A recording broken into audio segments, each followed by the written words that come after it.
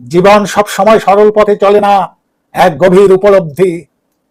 জীবন একটা নদীর মতো, কখনো শান্ত, কখনো উত্তাল। সব সময় সে সরল পথে চলে না।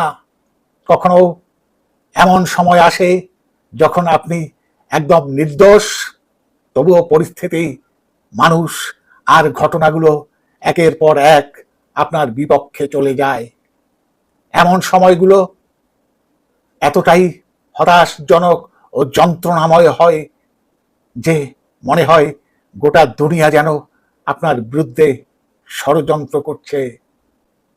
এই দুঃসময় প্রকৃত ধৈর্য, সহ্য শক্তি ও মানসিক দৃঢ়তার পরীক্ষা হয়। আপনাকে দোষারোপ করা হতে পারে এমন কিছুর জন্য যা আপনি করেননি। আপনার চরিত্র, বিশ্বাস, এমনকি ইচ্ছার সততাও প্রশ্নবিদ্ধ হতে পারে। সবচেয়ে কষ্টের বিষয় হলো অনেক সময় যাদের ওপর আপনি ভরসা করেন তারাই হয়তো আপনাকে ভুল বোঝে, দূরে সরে যায়, অথবা এমন আচরণ করে যা আপনার ক্ষতিকে আরো গভীর করে তোলে। তবে এই কঠিন সময়টাই সবচেয়ে বড় শিক্ষক।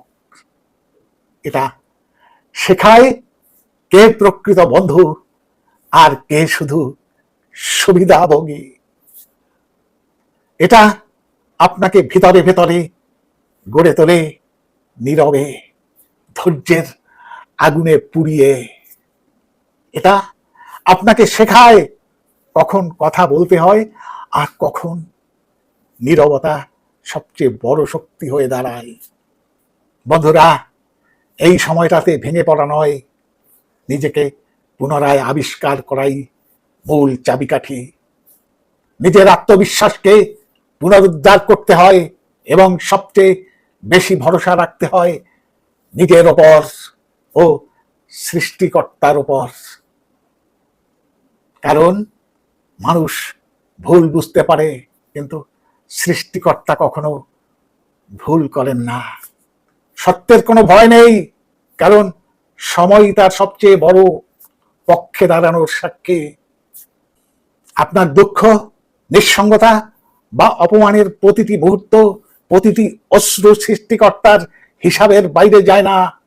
যদি আপনি নিজেকে হারান না, তবে এই সময়টাই আপনাকে এমনভাবে প্রস্তুত করবে যে আপনি শুধু ঘুরে দাঁড়াবেন না, বরং নতুন নতুন আলোয় জ্বলে উঠবেন, নতুন আলোয় জ্বলে উঠবেন। মনে রাখবেন, কঠিন সময় চিরস্থায়ী নয়, এটি কেবল পাহাড়ে ওঠার প্রস্তুতি। চরিত্রের সত্যতা সবসময় প্রমাণ চায় না, সময় নিজেই একদিন বিচার করবে। যদি আপনি ন্যায়ের পথে থাকেন, তাহলে অন্ধকার যত গভীরই হোক, আলো ঠিকই আসবে। জীবনবোধের চূড়ান্ত সত্য হলো, ঝড় যতই ভয়ঙ্কর হোক না কেন, সূর্য আবার উঠবেই, সূর্য আবার উঠবেই। আপনি যদি মাথা ঠান্ডা রাখেন, সত্যে স্থির থাকেন, নিজেকে বিশ্বাস করতে শেখেন, তবে পৃথিবীর কোনো অপবাদ, কোনো মানুষ বা কোনো পরিস্থিতি আপনাকে চিরতরে থামিয়ে রাখতে পারবে না, থামিয়ে রাখতে পারবে না।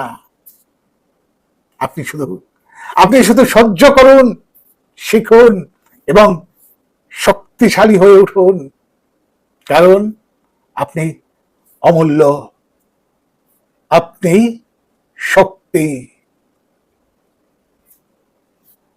আজ এই পর্যন্ত, আবার দেখা হবে পরবর্তী কোনো এপিসোডে।